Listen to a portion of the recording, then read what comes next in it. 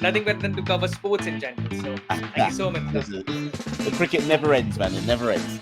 Never, ever. It's an artist. It's an artist.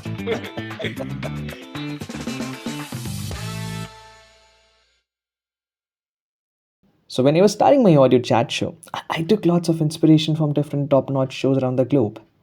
Honestly, if you ask any chat show host, they have a list of dream guests whom they want to bring on the show. And I'm no different in the case for show. So I have a dream bucket list of a guest, and there's a reason. They are my experts, they know better than me, and understanding them about the mechanism is going to nurture me and my listeners' knowledge in many ways. So today I'm sure you saw that logo, so which is already clear for lots of listeners that I did a podcast with Caribbean Cricket podcast host Machel St. Patrick Hayward. I'm sure every cricket fan around must have heard this name. And why not? Caribbean Cricket Podcast is something that I looked up to. And his podcast actually, in true sense, encouraged me to start my own. So why he's here today? So Mitchell is here because lots of reasons. First, I'm lucky that he came to my show. Secondly, we are here to discuss the Caribbean way of playing cricket. Yes, their selection process, the West Indies team in the past, and how they were different than now. Is West Indies a true dark horse for this T20 World Cup? Okay, so I'll stop my commentary and listen to what Mitchell is talking about. So thank you so much, sir, for this accepting this particular invitation for this podcast. We actually following all the material that you have from 2019. I remember when the Caribbean podcast started, and suddenly everything, and eventually we started reading all the. I think you also contribute to BBC as well, right, sir? Yeah, every now and again, yeah. So for me, it's a learning just to read everything about it, and obviously we know that you love West Indies. West Indies cricket in general. So nothing better than that. So yeah, and so I have a few questions. I would say, like in the podcast, man, I really want to discuss a lot of things. A conversation. Let's see some. No worries, man. So yeah.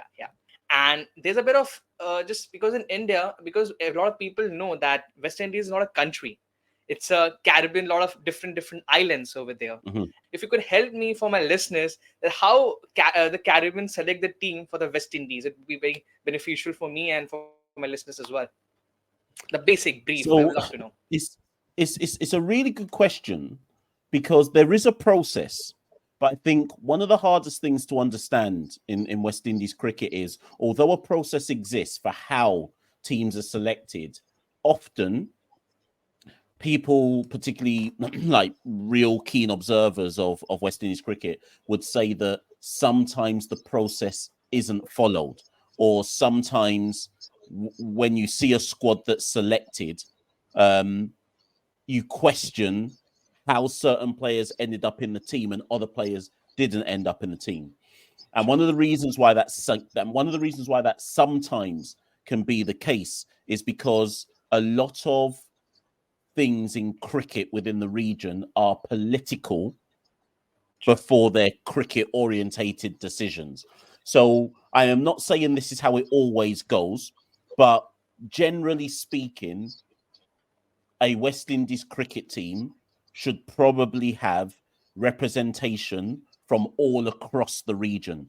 So, and the reason why that sounds like a sensible comment to make and a straightforward comment to make, but the reason why that's actually a more difficult concept than one might imagine is if a selector or selectors pick too many players from one particular nation, they will always get accused of being biased or one-sided. And now those players they select could well be the best players across the whole region, but you have to satisfy the kind of political leanings and the sensitivity of the region and make sure you pick a team that looks like it's truly representative.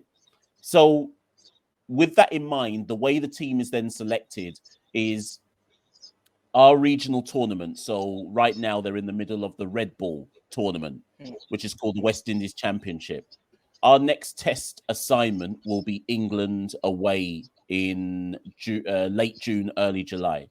Now, technically, the squad that is selected for that test series, 3-match test series, should be based off the best from our Red Ball regional tournament. But do not be surprised if some players are selected who didn't even play that tournament. And that's why it's such a difficult question to answer for you as to, well, how is our team selected? Because often we look at how the team is selected, we know what the rules are or what the rationale is, and then we get players selected which don't seem to match the rationale. Yeah.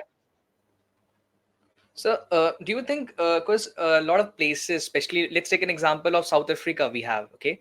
South Africa have reservations also. Like after apartheid, when the teams came back, so they have a color region. And when we see different places where reservation also works, like you mentioned about if we select one player for example, from Barbados, so it will like a little bit of politics of interference, like on why just get player from Barbados, not from any other places. So it could be the best possible possibility that make out one reservation system, maybe three players from Barbados, three best players from Barbados, two best players from Trinidad. It could work. Okay. Do you know what? I'm not saying I've never heard of that before in terms of it being considered in West Indies cricket. I don't think I'd agree with it. I don't think I'd agree with it. And here's the reason why. Because some of the islands are bigger than some of the nations, are bigger than others. So, for example, you might say, and in fact, here's what makes it even more complex. Let's say the Leeward Islands, for example. Now, the Leeward Islands is made up of 4 different island nations. So if you said, for example, and there must be 3 players from the Leeward Islands, well, which country are they coming from within the Leeward Islands? If that makes sense, because there's 4 different countries that make up the Leeward Islands. There's 4 different countries that make up the Windward Islands. So it's not as straightforward as just saying 3 from there, 3 from there, 3 from there, because when you break it down, it gets even more complicated. So this is why I say that technically it should be the best players from our domestic system. But what if somebody scores, as has often happened in West Indies cricket? Like, so for example, we just had our white ball 50 over competition in November, right? Now Darren Bravo was the top run scorer in that competition. And when England came for the ODI series, Darren Bravo wasn't selected. So do you see what I mean? So you can say the best players, but the best players don't necessarily get picked. So and obviously we can see in India also, like for example, if you have a few international players, those players also don't play much of domestic cricket, which is also an issue, right? We need to select players from domestic cricket. And if they're not playing for international team, they should go and play the domestic circuit so that we can access the performance in consistent form. This is very important, I guess, right? So obviously, and this is a question which I have. It's a chain question, actually. If you see, at the era of T20 cricket, there's something strong about Test cricket. And recently, we know that how best Shamar Joseph did in Gaba, right, sir? But still, if you see the last 2 decades, like I mentioned about Shamar Joseph, it's a 1 or 2 magical performances which sometimes help, sometimes don't help. Why from the West Indian side we are not actually seeing the compact performance by the team? We can see 2 or 3 performances here and there, but like I said, it's not a consistent. I think there's a lot of competing factors that explain this. Factor 1, I think, is that the domestic game just simply isn't strong enough. It's not strong enough. It's not long enough. So the red ball domestic tournament, so yeah. The red ball domestic, yeah. So if you take, like I say, if you take our current red ball tournament that's going on right now, the players are playing 7 games. Now that's their 7 games for the whole year of domestic cricket. That can't and also those 7 games are taking place on what is widely agreed to be very poor cricket wickets, right? So it is virtually impossible for us to produce world-class players when we know that at the domestic level the preparation that they're getting just is not adequate, right? So you have that as your kind of dominant factor. The secondary factor is that you can have a poor domestic system and a poor domestic setup, but you can sometimes excuse that if the players are getting opportunities overseas to develop their game. But again, most of them aren't, unless you're talking about the T20 players. they're not getting opportunities to develop their game in foreign conditions. Now, one of the ways the Cricket West Indies have tried to alleviate that is to bring back A-team cricket and try and go on as many A-team tours as they can afford. So last year they were in South Africa. This year, South Africa are coming to us. So they're trying to expand the amount of A-team cricket to give these players further developmental opportunities. But really and truly, we're kind of stuck in a cycle right now, and this essentially answers your question. Where the reason why you get someone like a Shamar Joseph is it's what I call a sink or swim situation. So Sure. Shamar Joseph, really and truly, in any other cricketing setup, given his lack of experience, probably wouldn't have played at the Gabba, if you see what I mean. But Sure. for the West Indies, he went on an A tour, did really well against South Africa A, and that was deemed enough to give him a Test match debut. Right? Most Sure. other Sure. cricketing systems for the top nations, it wouldn't work like that.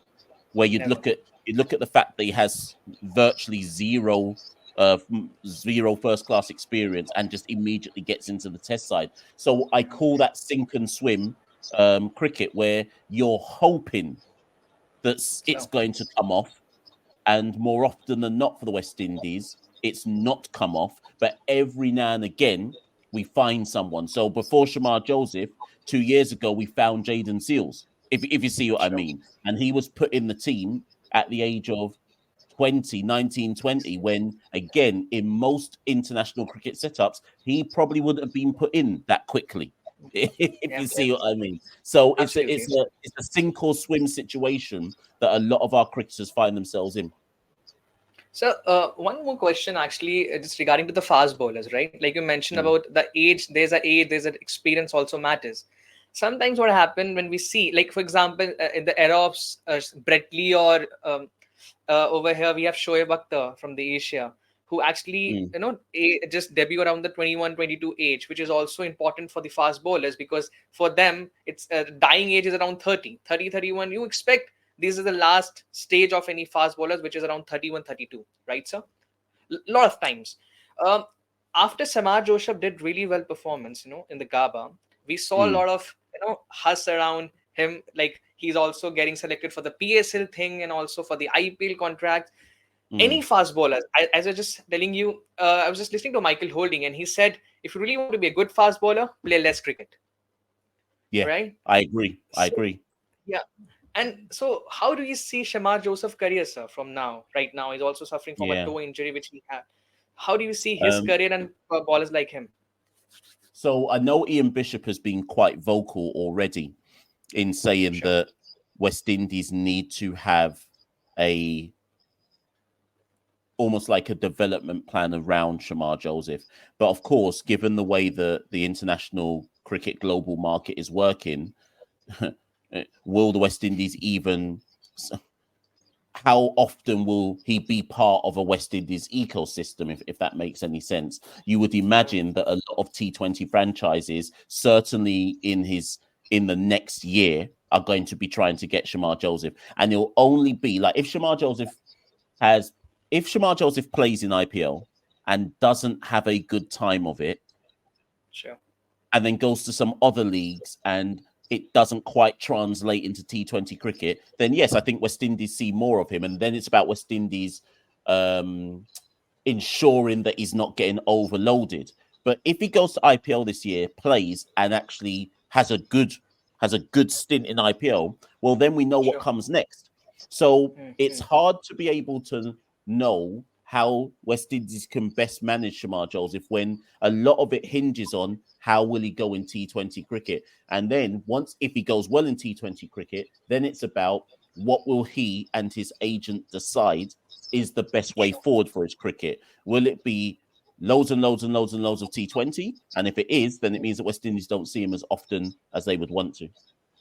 And then, like you mentioned about if for example, let's take a worse situation. For example, if something bad happened with Shamar Joseph in terms of performances, But just after that IPL, there's a T20 World Cup coming.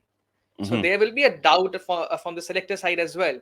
Is he just going to be only one bowler who's actually making a mark, or you need some players? You can't just, like you said, swing and swim or hit and pride method. We'll just put over here and see what will happen. It's difficult situation. So for any fast bowler, like I remember in 2022 in India when India went to Australia to play World Cup without Jasprit Bumrah, and everyone knows what happened, especially in the semi-finals against England, right?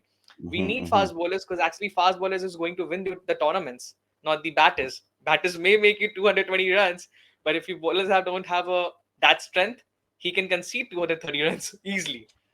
100%. And I So think, funny enough, as you say that, that's the one question mark all West Indian fans have about our T20 side. No one's doubting the power in our batting lineup, whether that be a Pooran, a Rovman Powell, a Sherfane Rutherford, whatever it might be. But everyone is doubting how often our bowling attack will be able to restrict sides, either to adequate totals or to defend whatever we put up on the board. So we are definitely an X factor bowler light. And in most cricket teams, whether it be tests, ODIs, T20s, what is considered an X factor bowler, generally people think of an express fast bowler who is accurate. So India know that they can turn to Jasprit Bumrah 9 times out of 10, and he will produce something that either wins them a match or gets them back into a match. sure. West Indies are looking at Shamar Joseph and hoping he's that kind of X factor bowler. And who do you think is going to be the X factor for West Indies this time? It's a tricky question, I would say, because we know that West Indies did really well when it comes to T20 cricket. But generally, what happened with let's be honest, I think the last few years when it comes to ICC tournaments, West Indies struggle in a lot of Yes. places. Where do you think that why they're not actually into that? Like you said about domestic tournaments, absolutely. But do you think when it comes to international matches, let's take an example of qualifiers, 50 over qualifier this time also, we saw that how team actually got bundled around 130, 140, 150 runs, just playing that high performance shots cricket, a 20 over cricket in the 50 over format. Do you think that also hurts when it comes to, if you play a lot of T20 cricket, that's mindset comes to you to play, okay, it's a 50 over game, after 30 overs we can try to play like a 20 over, which is not a fact. Sometimes you have to play this supposedly after 30 overs also. Do you think that's just something which is going on in the long formats? We definitely have an issue in the 50 over format. And we've had an issue in the 50 over format for about 10 years now. We are just not a good 50 over side. Now, in fairness to Cricket West Indies and Darren Sammy and the kind of key decision makers in West Indies cricket, they are trying to address that now. And they've recently introduced some rule changes into our domestic game where matches aren't now simply based on, well, what did you make at the end of 50 overs and what did the other side make? There are kind of incentive bonus points being put into the system. So, for example, you get bonus points for being at a certain point after the power play with only a certain amount of wickets lost. You get bonus points for a batter going at a strike rate. Sorry, you get bonus points for batters whose dot ball percentage is under a certain amount. And that's not going to immediately fix everything, but at least it shows that they're recognizing where the weaknesses are in our 50 over game and trying to incentivize our domestic tournaments for teams, coaches, and therefore the players to work on improving the clear and obvious weaknesses that we then see at the international level. Miles Bascombe, who's the director of cricket at Cricket West Indies, came on our show recently, and he made the correct point, which is that if things are broken at the grassroots level, why would we suddenly expect them to be fixed at the international level? That doesn't make any sense. So we almost have to strip things away and replant Back to everything basics. again. Back to And basics. yeah, exactly. But what West Indian fans have to accept is we can accept that that's the right thing to do, but then we also have to accept that that doesn't reap immediate reward. That's a long process where you have to buy into the process and trust the process and then hope in 3 to 5 years' time we start to see the green shoots of some kind of improvement and philosophy of cricket that meets the kind of rigor of what is expected at the top level.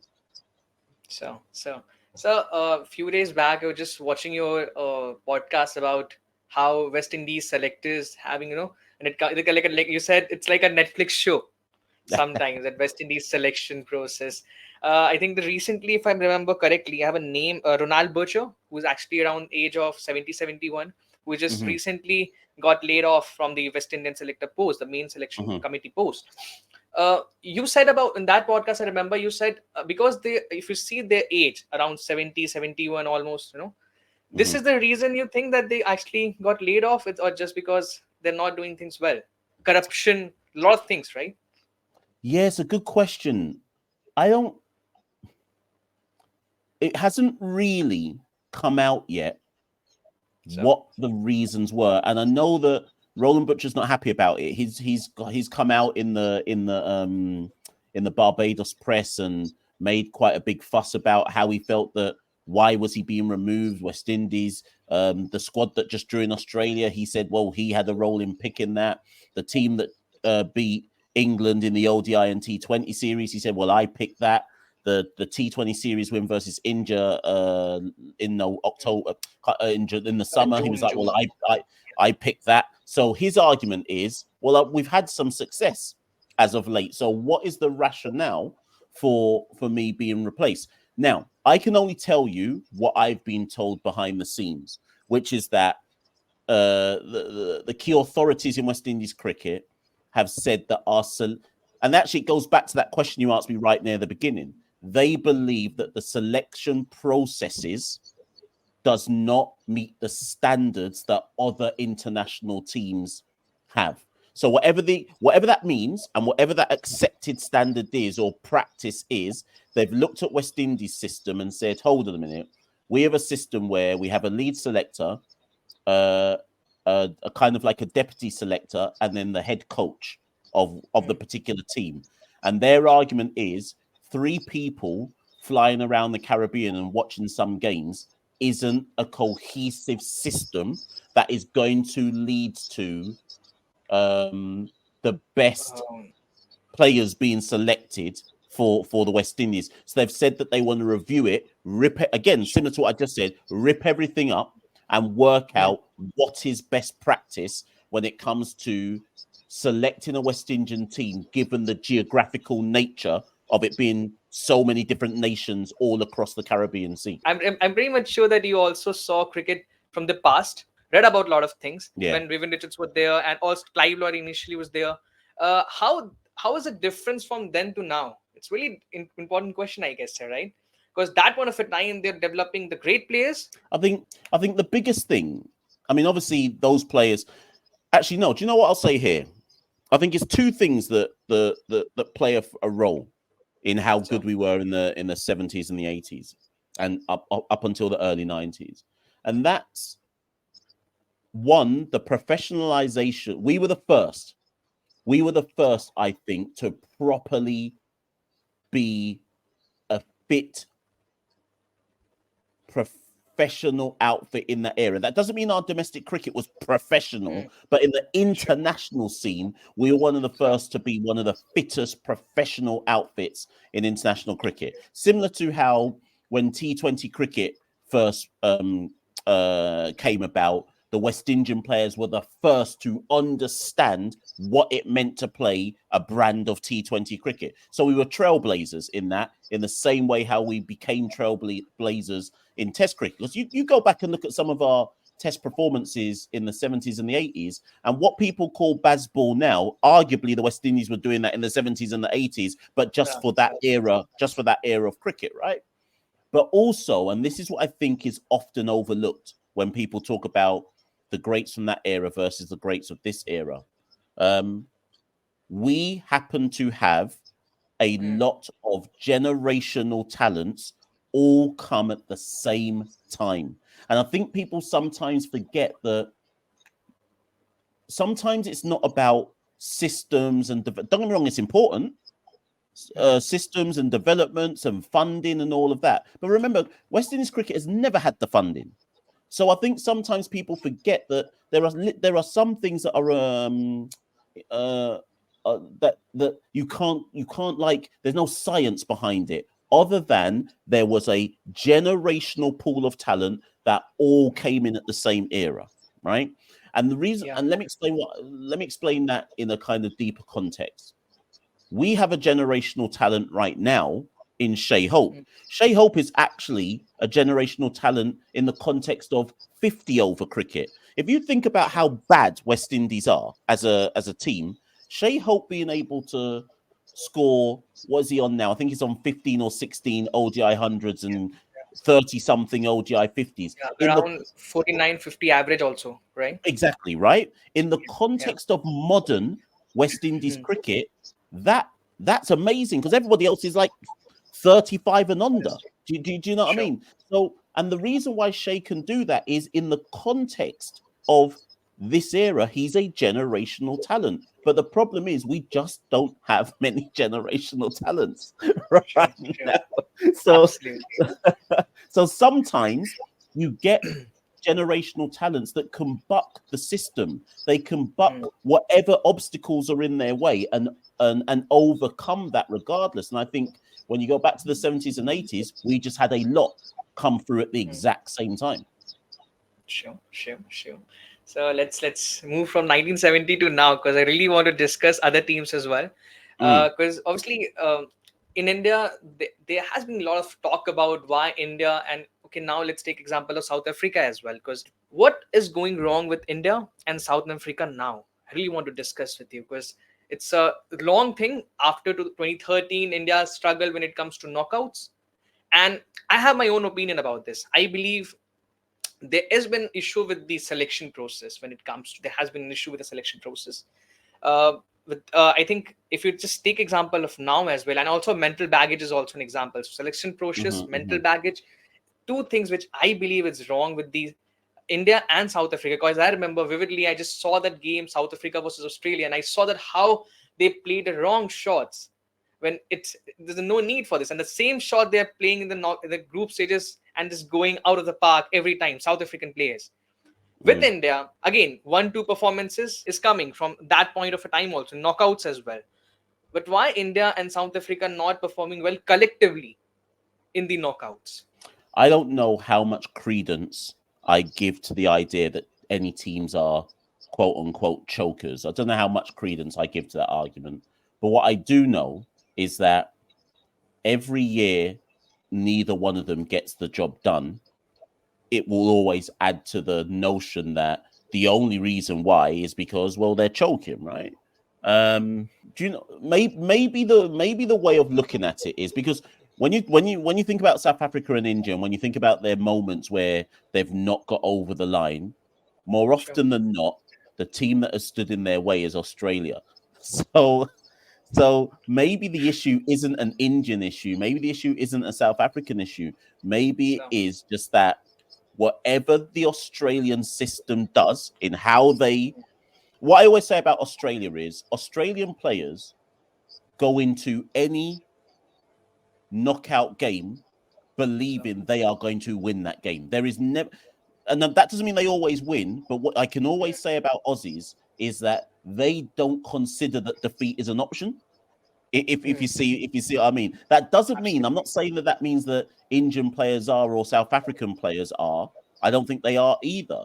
But I just So, think that there is a higher degree hmm, with the Australian system where almost like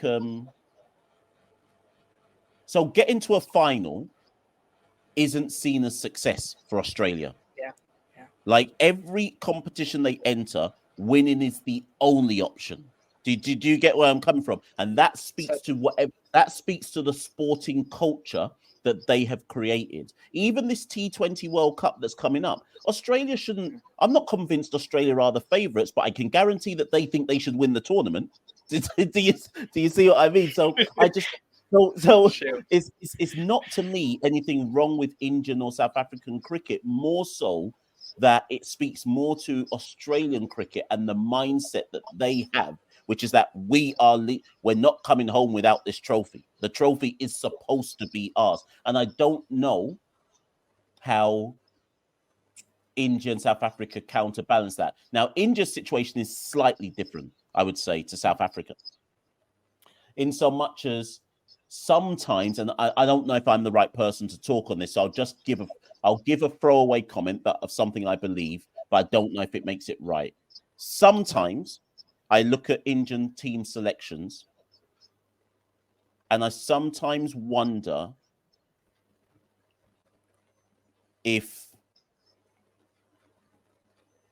this sounds silly. It sounds like a silly comment, but hear me out. I sometimes wonder if there is a sense that they're picking the right team almost like for marketing purposes rather than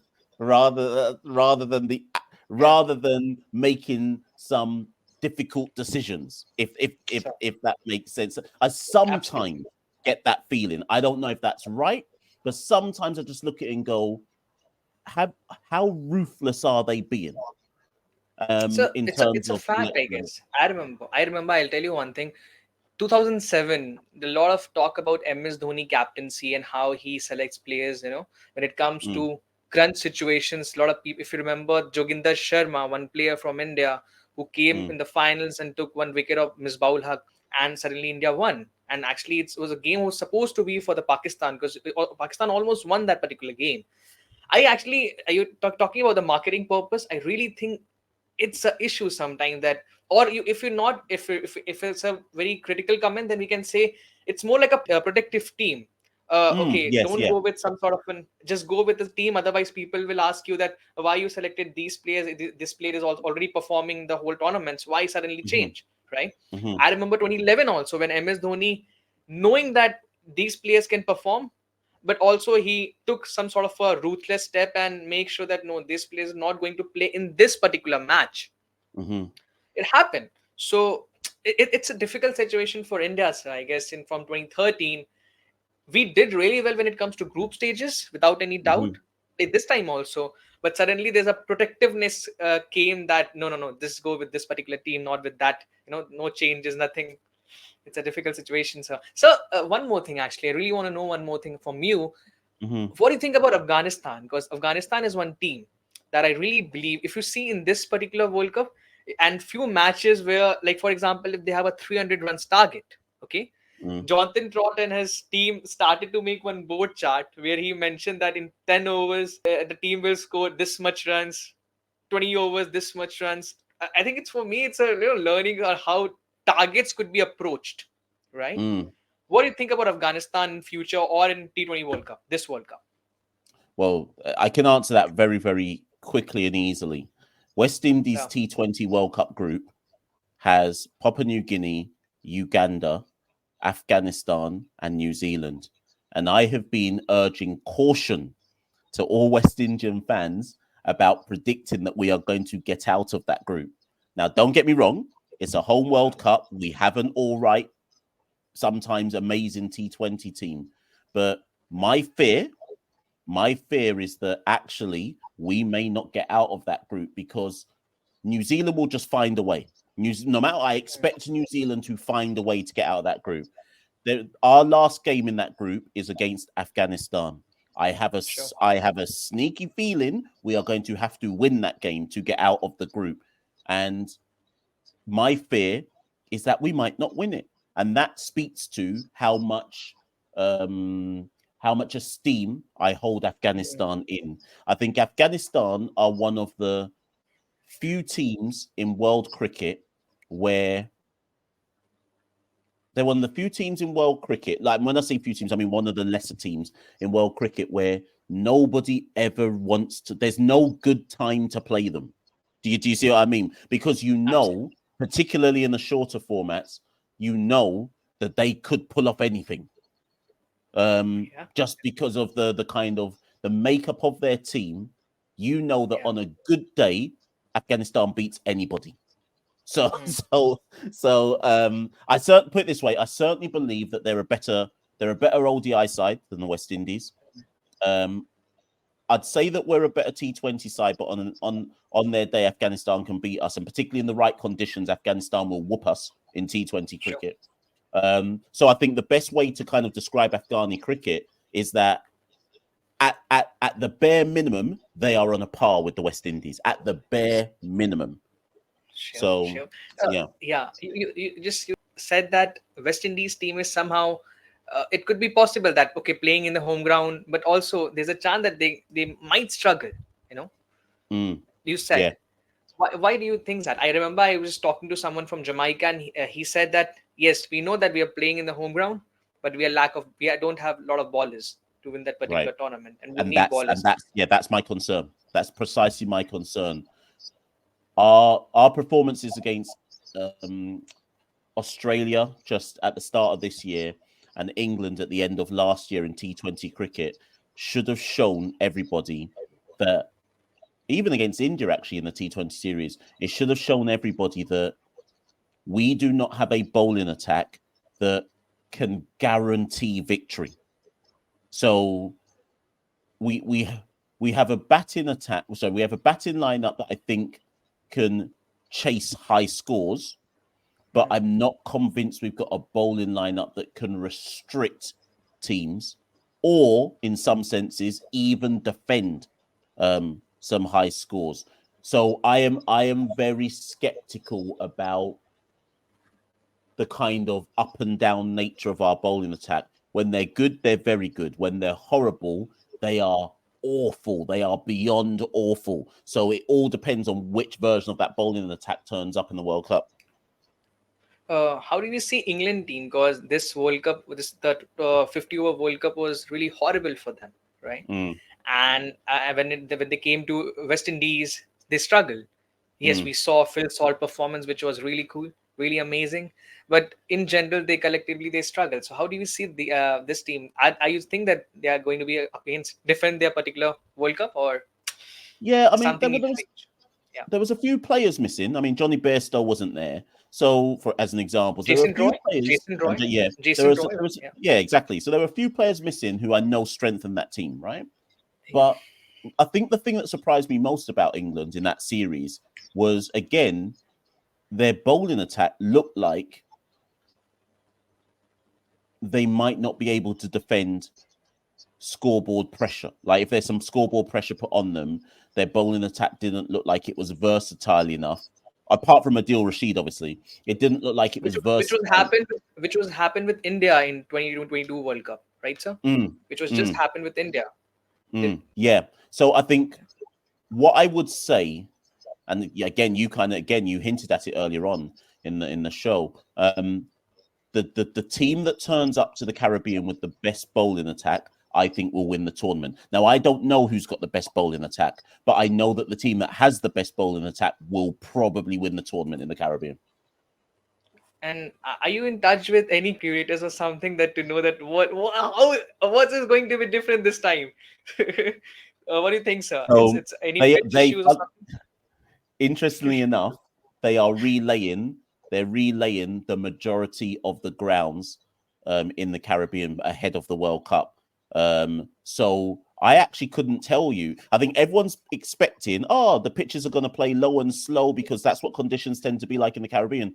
But again, we've spoken with the kind of key people in Cricket West Indies, and they've told us that the pitches are all being relayed ahead of the World Cup. So, or a lot of them are being relayed. So it's going to be very, very interesting to see what type of bowling has success in the Caribbean. I would have said, if nothing was being relayed, I would have said, right, whoever brings the best spin attack is going to have the best chances of restricting teams. But now I'm not so certain. Now I'm not completely convinced as to what's going to happen. So, the last question I have for you regarding coaches. I remember when I would just send you that question, I just really want to ask you that.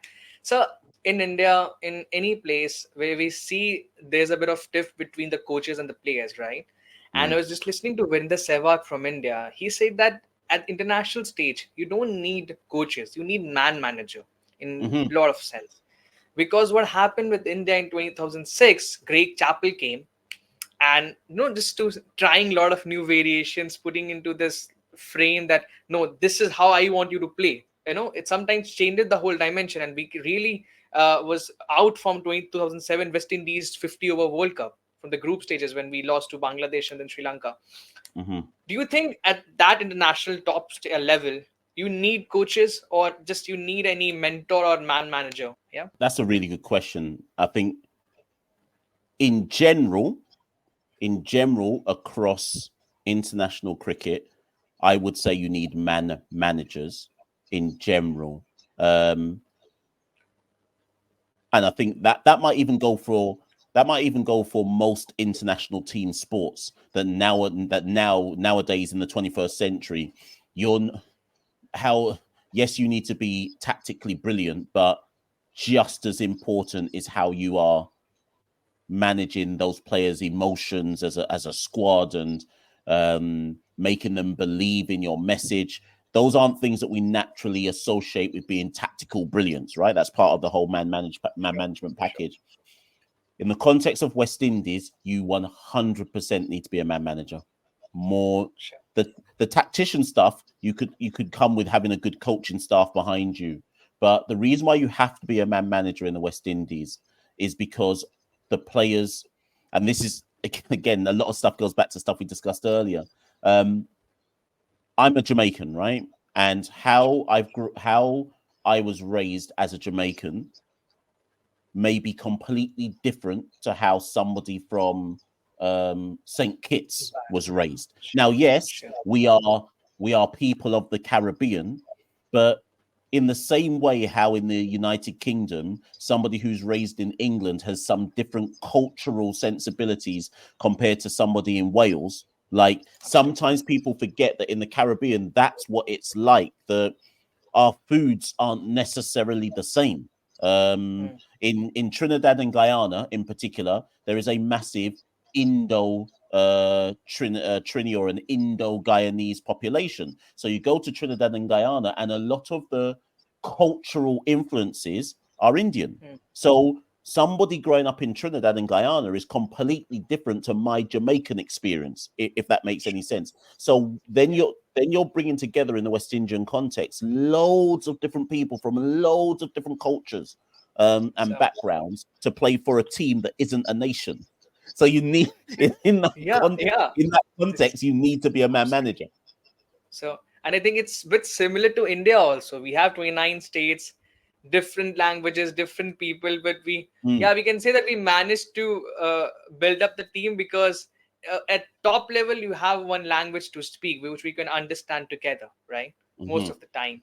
Last question, sir, because I really want to know about Andre Cole and, like you mentioned this before, at Darren Sammy, test coach one and one's white ball format coach. Uh, Test team did really well under Andrew Colley. When it comes to Darren Sammy, team all struggled a bit. Team struggled a bit in Australia when it comes to white ball games. How do you see these two coaches? I really want to know. Well, the first thing is Andre and Darren have a good relationship themselves. So there's the first thing is that there's no kind of issues between the two of them. There is very much a joint synergy. They're working towards a similar goal. One just happens to be red ball, one happens to be white ball. I think Andre Coley's remit is very much the test team, but he also takes charge of the West Indies A team, and he works a lot in. And this, when the job went out, in the job description, it said that the red ball coach was expected to get their hands dirty in domestic cricket. So he is heavily seen and involved around all of our domestic cricket. Andrew Coley. Yes, Andre Coley. And he's like your stereotypical coach who has paid their dues, but often been overlooked for a big name or an overseas coach or whatever it might be. So really and truly, Andre Coley is just finally getting his chance. He's a well-respected coach. He's a well-respected coach in the region. And actually, do you know what I think helps with Andre Coley? Because he's not a big name, he's very understated. He goes about his business quietly. You would never, if Andre Coley walked down any road in any of the Caribbean nations, even Jamaica, right now, I don't think anyone would know who he was, if you see what I mean. But that's to his advantage, because it means he just gets on with the job at hand, if that makes sense, right? So Darren Sammy, on the other hand, obviously is an yeah. international brand, and is larger World than Cup life. champion. World Cup champion. Yeah, exactly, larger than life. But to give Sammy his due, what Sammy brings, excellent man management. He is actually an underrated tactician. But I think Sammy's 40 years old, and I think he is close to this generation coming up.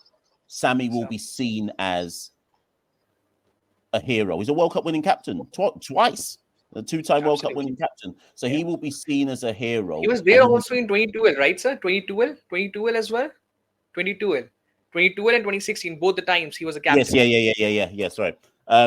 So he will be seen as somebody who understands, particularly T20 cricket, the dynamics of T20 cricket, what modern T20 cricket looks like.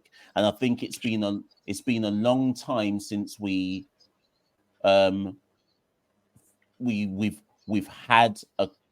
It's been a long time since we've been properly in tune with what T20 cricket now looks like.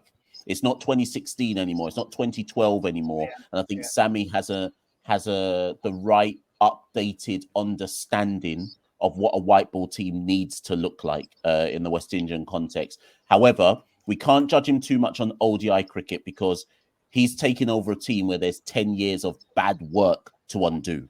If you see what I mean. So that we forgive him for any losses in ODI cricket because that's a major piece of work. And they're looking at that from a long-term perspective and looking at trying to get a team together to qualify for the 2027 World Cup. So it's so wonderful, right? When it comes to T20 cricket, how it suddenly changes from one flick to another flick, right? 50 overs, we know that from 10 to 40 overs, there's going to be a bit of, how should I say, like a government office file. Okay, you can give me 6 runs. Next over, I'll take 5 runs, not more than that. Yeah. It's like that. But when it comes to T20I crickets, 250 is not more. And West Indies always manage to get off of this sort of things and do really well, right? Just one more thing. Do you think the schedule windows also get to be controlled? We have a 2-month IPL, and then suddenly you have to go and play the T20 World Cup as well. There's something that ICC should look into it, or it's like you said, the marketing strategy. You have to play because you have to earn money. It's a issue, sir, right? The schedule window of the leagues. Everyone knows it's a problem, but nobody that matters seems to have the answer. And we're in this weird moment in world cricket where I think a lot of people that have the power to change this are almost sticking their heads in the sand and assuming it'll just work itself out. And it's not going to work itself out. Nothing is going to change unless some serious decisions are made about how to restructure the cricketing calendar. But what I suspect is going to happen is I suspect the first time we'll see things properly change is when some of these leagues start to go bust, because not all of these leagues can survive. So I think and I don't know how far away we are from this happening, but I think 1 or 2 leagues if I had to put money on it, I'd say Sri Lanka's in danger. I think the Bangladesh Premier League might be in danger, but they've got such a big population that they might not. That the ILT20 one in Dubai doesn't make any sense. So there's a few leagues where I'm looking at them and thinking, no, these can't just continue like this, all clogged up together. Something has to give. So either the administrators who have the levers of power fix the cricket calendar to make it make sense, or we wait for some leagues to go bust, and then that kind of naturally frees things up. Sure. And you know what's it's a saying that influencer dies, but artist stays, right? And here, influencers is a league cricket, and obviously, artist is that particular international cricket which needs to stay for a long time. So thank you so much, sir, for this conversation. I'm really, really just glad that you came and Listen, I've totally enjoyed having the conversation, and chopping it up and going deep into cricket issues. So always happy to do it again, man. Certainly, sir. Thank you so much, sir, for this conversation. I think you have work as well. So then, good luck for all the stint that World Cup is coming. There are a lot of things to cover as well. So nothing better than that. Nothing better than to cover sports in general. So thank you so much, sir. The cricket never ends, man. It never ends. Never, ever. It's an artist. It's an artist. Thank you, sir. No worries.